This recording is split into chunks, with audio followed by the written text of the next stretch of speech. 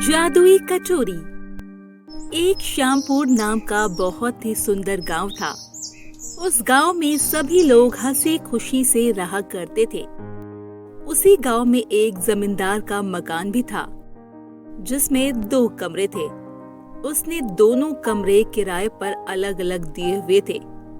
एक कमरे में कमला का परिवार रहता था और दूसरे में सपना का परिवार। सपना अपने पति गोलू और ननद परी के साथ रहा करती थी। अरे भाई गोलू, राम राम भाई, और कैसे हो? अरे पास में रहते हो फिर भी कभी अपनी मुलाकात नहीं होती। कुछ ज्यादा ही काम में व्यस्त रहते हो, ऐसा लगता है। अरे भाई राम राम, ऐसी कोई बात नहीं है भाई, बस समय नहीं मिल पाता है। सुबह जल्दी उठकर काम पर और रात को जल्दी से घर पर भी नहीं आ पाता, इसीलिए आपसे मिल नहीं पाता हूँ मैं। दोनों परिवारों में काफी ज्यादा अच्छे संबंध थे। जैसे ही समय मिलता वे एक दूसरे के घर आया करते थे। एक दिन सपना के घर उसकी ननद को देखने लड़के वाले आते हैं। सपना मेहमानों के लिए खाना बनाने लगती है कि अचानक उसे याद आता है कि उसके पास खाना बनाने के लिए तो कुछ भी नहीं है। हाय भगवान, आज तो खाना बनाने के लिए कुछ है ही नहीं। अगर खाना बनाकर नहीं दिया तो ननद बुरा मान जाएगी और यहीं पर बैठा रहेगी। कमला भाभी से मांग कर लाती हूँ। सपना कमला के पास जाती है। अरे जीजी, मुझे कुछ सब्जी चाहिए थी, मिल जाएगी तो दे दो, मेरे यहाँ खत्म हो गई है। अरे बहन, मेरे पास भी सब्जी खत्म हो गई है। मैं अभी कृष्णा से बोल रही थी सब्जी लाने के लिए। क्या सच में? हाय राम, अब क्या होगा? अगर मैंने मेहमानों को खाना नहीं खिलाया तो ननद के रिश्ते वाले बुरा मान जाएंगे और ये रिश्ता तोड़ देंगे और फिर ननद मेरे सर पर नाचने लगेगी। नंद है ना, देखना पड़ता है थोड़ा। अगर ऐसी बात है तो रुको, मैं कुछ लाती हूँ। ये लो, बहुत काम की है ये कटोरी। तुम जो कुछ मांगोगी वो तुमको इससे मिल जाएगा। सपना उस कटोरी को लेती है और उसे हैरानी से देखती है। इस कटोरी का मैं क्या करूँगी? मैं तुमसे सब्जी मांगने आई थी। भाभी, कटोरी का मुझे क्या काम? सपना, ये कोई आम कटोरी नहीं है। ये कटोरी जादुई है। किसी भी चीज की कमी होने पर इस कटोरी को 3 बार घुमाकर कुछ मांगना, वो तुम्हारे सामने आ जाएगा। किसी और को बताना नहीं। ये मेरी मम्मी ने मुझे दी थी। ठीक है ना सपना? क्या मजाक कर रही हो भाभी? सच में ऐसा होता है क्या? अगर सच में ऐसा हो गया तो आपका बहुत आभार होगा। लेकिन इसकी एक बुरी बात भी है, वो तो सुन लो। कटोरी को 3 बार ही घुमाना। ज्यादा घुमाने से इसमें से जहर निकलने लगता है। जो तुम मांगोगी वो जहर में बनकर आएगी इस कटोरी से। ठीक है ना?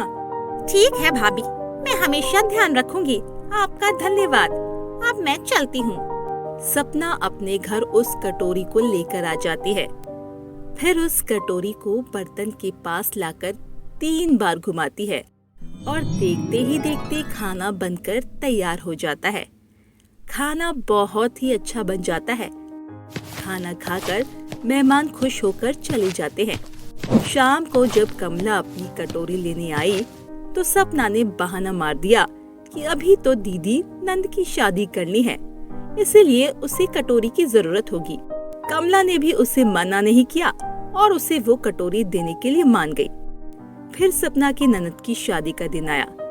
सपना ने उस कटोरी को देख कहा, अरे वाह, रात को तो मैं पूरी बारात के लिए खाना इसी से मांग लूंगी, मजा आ जाएगा। अरे वाह, इतनी जल्दी सामान भी आ गया। तभी गोलू वहाँ आता है और सपना से कहता है, अरे भाग्यवान, तुमने ऐसा कैसे कर लिया? रातों रात सारा काम कर दिया बारात के खाने के लिए। अरे आप अपना काम क्यों नहीं करते? खामखा मेरे काम में टांग अड़ा रहे हो। मुझे अपना काम करने दीजिए। ऐसे ही सब अच्छे से हो जाता है। सपना की ननद की शादी भी हो जाती है। उसके बाद सपना, काफी समय हो गया है और अब तो तुम्हारी ननद की शादी भी हो गई है। तो तुम मेरी कटोरी मुझे वापस कर दो, मुझे उससे काम है। कटोरी तो मैं जरूर दूंगी दीदी, लेकिन आपको रात का खाना मेरे घर पर करना होगा। आपने हमारी बहुत ज्यादा मदद की है। खाना तो बनता है ना आपका एक बार। शाम को कमला और उसका पति सपना के घर पर खाना खाने जाते हैं। सपना कटोरी को कब्जाने के लिए उन्हें जहरीला खाना खिला देती है ताकि कटोरी उसके पास ही रह जाए और वो इसमें कामयाब भी हो जाती है। सपना उसके बाद एक नौकरानी घर में रख लेती है ताकि उसे कोई काम ना करना पड़े। एक दिन चाय पीने का बहुत मन है, क्यों ना चाय पी ली जाए। अरे ओ लल्ली, जरा इधर तो आ। मालकिन, घर में चीनी खत्म हो गई है। लगता है आज तुमको वो जादुई कटोरी देनी ही होगी। कौन सी कटोरी मालकिन? वो जो आपने अपने तकिए के पास रखी हुई है, उसका क्या राज है? और किसी को बताना नहीं इस कटोरी के बारे में। ये जादुई कटोरी है। कुछ भी मांगने पर इसे थाल के ऊपर 3 बार घुमाओ, मांगी हुई चीज आ जाती है। अब मेरी तबीयत खराब रहती है, इसीलिए तुमको बता रही हूँ। किसी और को मत बताना। ये लो, इससे चाय बना। काम वाली सपना की बातों को सुनकर हैरान हो गई और अपने मन में, क्या वाकई ऐसा होता है? सपना ने उसे कुछ बोला कि 3 बार ही घुमाना, ज्यादा मत घुमाना, ज्यादा घुमाने से जहर आ जाएगा। काम वाली रसोई में आई, उसने कटोरी 3 बार घुमाई पर उसकी नीयत बिगड़ गई। फिर काम वाली, अगर ये कटोरी मेरी हो जाए तो मुझे काम करने की क्या जरूरत है, ऐसे ही पैसे कमा सकती हूँ।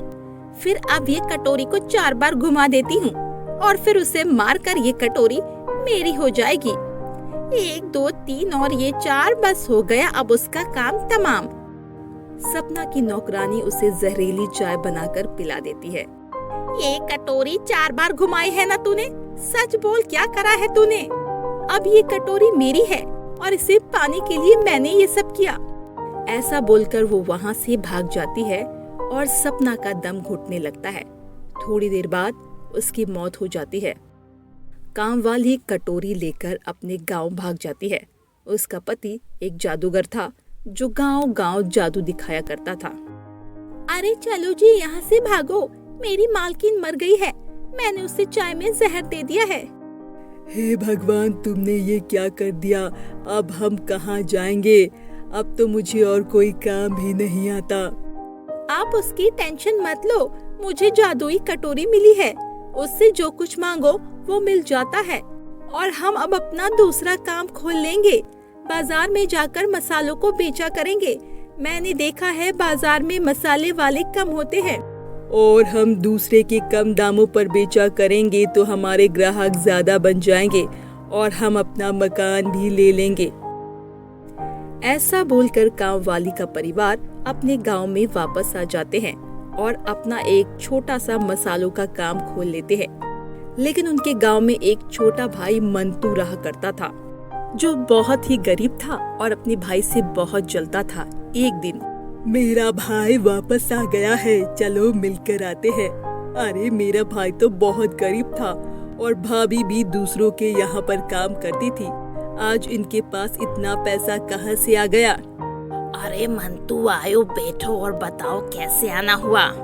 क्या भाई, अपने भाई के यहाँ भी पूछ कर आना होगा? अरे ऐसी बात नहीं है। और पता, घर पर सब कैसे हैं? मम्मी पापा सब ठीक है भाई, लेकिन आपके पास इतना पैसा कहाँ से आ गया जो अपना काम ही खोल दिया? अरे कुछ नहीं, बस ये तेरी भाभी का कमाल है। पता नहीं वहाँ से इसे क्या मिल गया जिसकी वजह से आज हम इतने अमीर हो गए। अरे भाभी, हमें भी दे दो ऐसा कुछ थोड़ा, हम भी अमीर बन जाएंगे। क्या करोगे देवर जी? इसका राज जानकर कोई फायदा नहीं होगा आपको। वो अपने देवर को कुछ नहीं बताती और खामोश होकर अपने देवर को खाना दे देती है।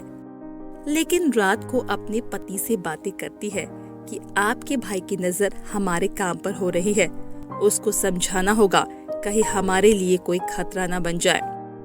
मंतू, तू हमारे घर मत आया कर, तेरी भाभी मना करती है। अरे भाई, मुझे सब पता चल गया है। तुम्हारी बीबी ने अपनी मालकिन को मारकर उसकी जादुई कटोरी से ये सब बनाया है ना। ये सब बातें कल पुलिस को बताऊंगा। अब क्या होगा जी, हम तो पकड़े जाएंगे। रात को हम इस गांव को छोड़कर यहाँ से भाग जाएंगे। रात होते ही वो दोनों अपने बच्चे और उस कटोरी को लेकर वहाँ से चले जाते हैं। लेकिन रास्ते में एक नदी पड़ती है। उसको पार करने के लिए वो वोट में आ जाते हैं। उनके बच्चों को भूख लगती है तो सपना जैसे ही उस कटोरी को निकालकर खाना मांग रही होती है कि उसका बेटा 4 बार घुमाकर नमक मांग लेता है और वो सब अचानक नमक के साथ पानी में डूब जाते हैं और मर जाते हैं। लालच का अंत हमेशा बुरा ही होता है।